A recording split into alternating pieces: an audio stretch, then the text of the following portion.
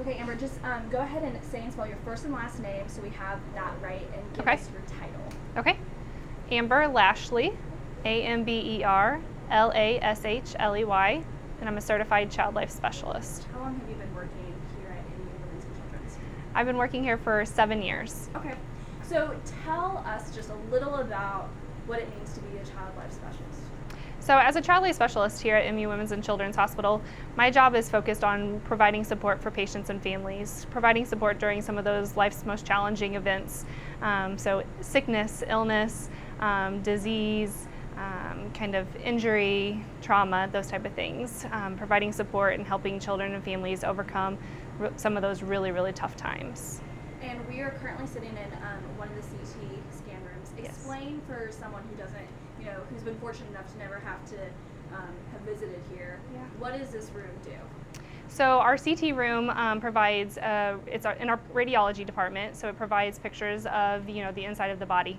So kids come to the radiology CT room for many different reasons. So say you have fallen and you hit your head, you kind of had some different signs of having a concussion, you would come to CT. We would take a picture of the inside of your body, the inside of your head, and we'd be able to tell what might be going on if there is damage that has occurred. You would also have pictures of your lungs, pictures of your stomach, pictures of your ear bones or your nose bones, those different type of things. Do this real fast. Do I balance again?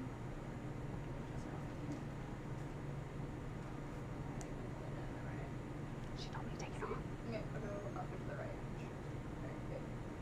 Put it back on. Put it back on. Just don't put it up next to the microphone. Okay.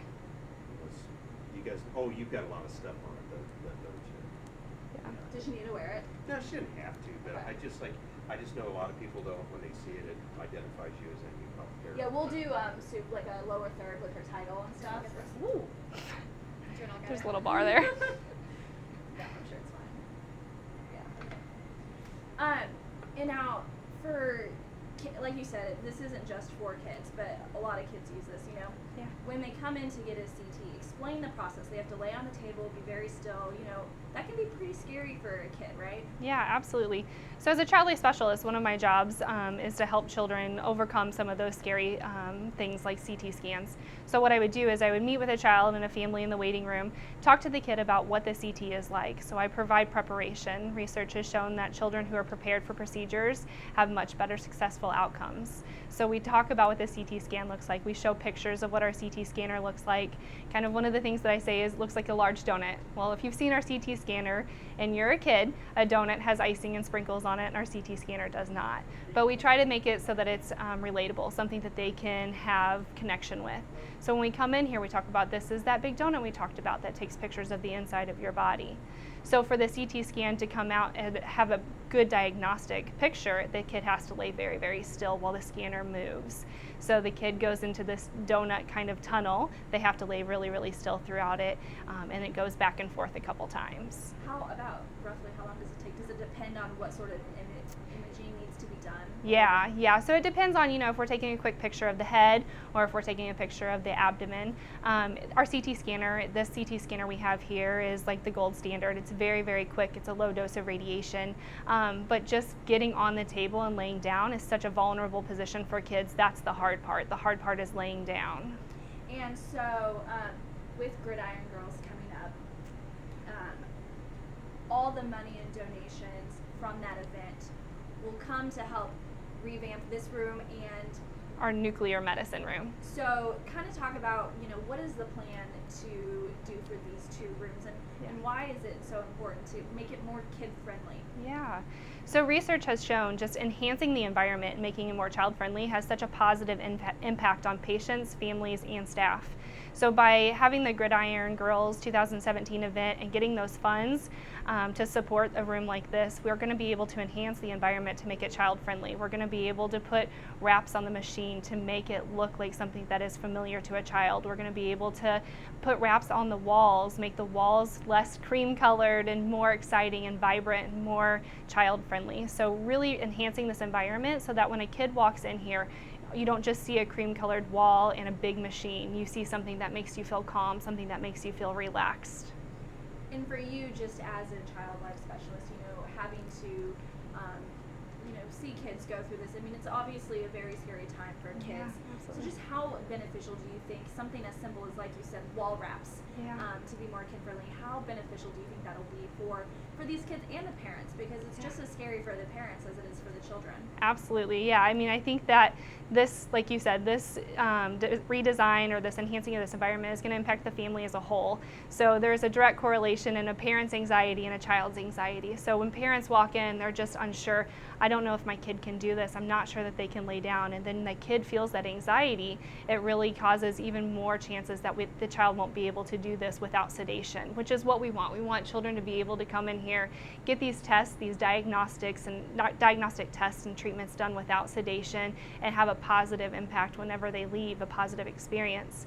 So when a patient and a family come in here and the environment is warm and welcoming and comforting, that relaxes the parent and relaxes the child, and it just makes everybody feel very, very positive and have a really, really good feeling during and after. Last year's funds raised went to a playground, right? Yeah. For you guys, just to know that Tia Odom and everything that her and her husband do, that this is so important to them to be able to give back. What does that mean?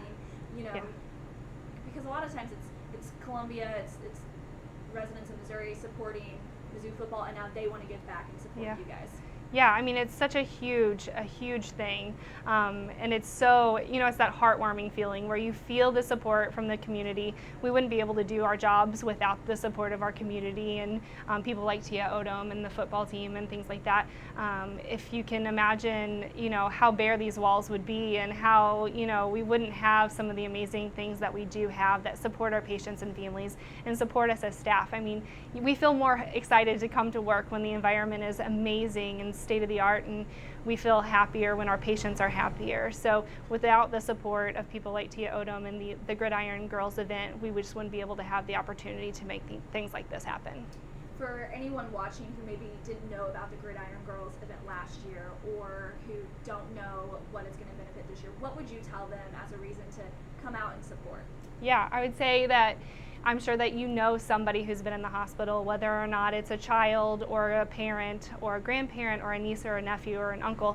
This event is going to impact so many people. So the support of this event will impact people either in your family or people that you know, or children that have been part of your life, and that knowing that you can be a part of that you can make this really, really challenging experience or this really, really challenging situation better has got to be a really, really great feeling. So providing that support and that you're supporting other people. Awesome. Is there anything I've left out you think pertinent? I don't think so.